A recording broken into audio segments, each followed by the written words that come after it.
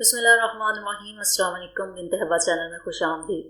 اللہم صلی علی سیدنا محمد وعلی آل سیدنا محمد مبارک وسلم۔ سلطان بائی یزید اول و عظیم عثمانی فرمانروا تھے، جنہوں نے اپنے مختصر مگر انتہائی تیز رفتار عہدے حکومت میں بلغاریہ، بوسنیا، سلانیک اور البانیہ جیسے اہم یورپی علاقوں کو سلطنت عثمانیہ میں شامل کیا۔ یہ وہی سلطان ہیں جنہوں نے یورپ کی متحدہ صلیبی افواج کو ایسی عبرتناک شکست دی جو صدیوں تک یورپی تاریخ میں یاد رکھی گئی۔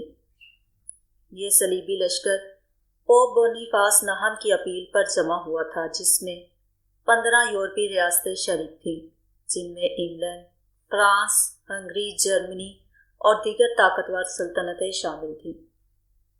یہ فیصلہ کن معرکہ جنگ نیکوپوس 1396 میں پیش آیا اور اسے اکثر مورخین قرون وسطیٰ کی آخری عظیم صلیبی جنگ قرار دیتے ہیں۔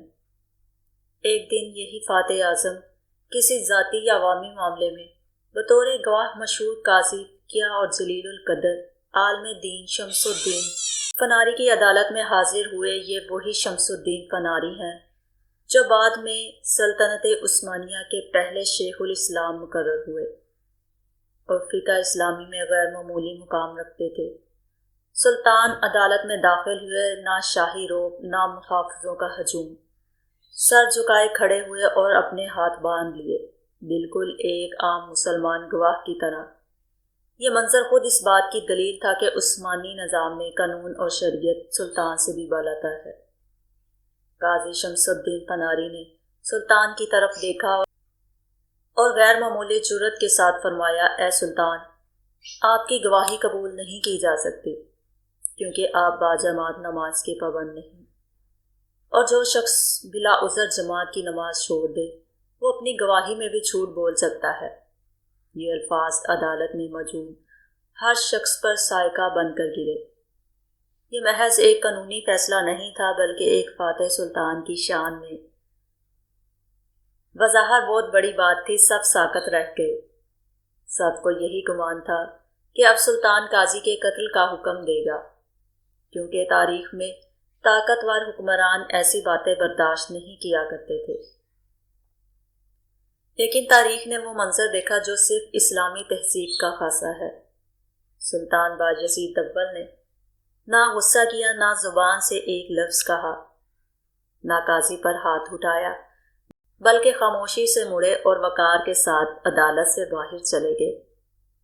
اسی دن سلطان بایزید اول نے حکم دیا کہ ان کے محل کے بالکل ساتھ ایک مسجد تعمیر کی جائے تاکہ وہ نماز باجماعت میں کبھی کوتاہی نہ کرے۔ جب مسجد مکمل ہوئی تو سلطان بایزید اول باقاعدگی سے 5 وقت کی نماز جماعت کے ساتھ ادا کرنے لگے۔ یہی وہ لمحہ تھا جب ایک سلطان نے ثابت کیا کہ اسلام میں اقتدار نہیں، احتساب اصل طاقت ہے۔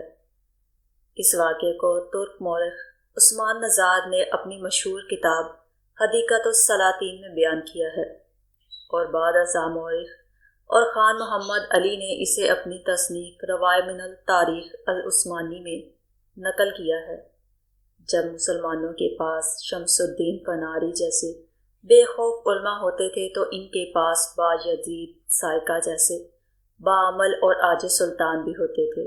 یہی وہ امت تھی جس میں سلطان عدالت میں کھڑا ہوتا تھا اور قاضی حق بولنے سے نہیں ڈرتا تھا۔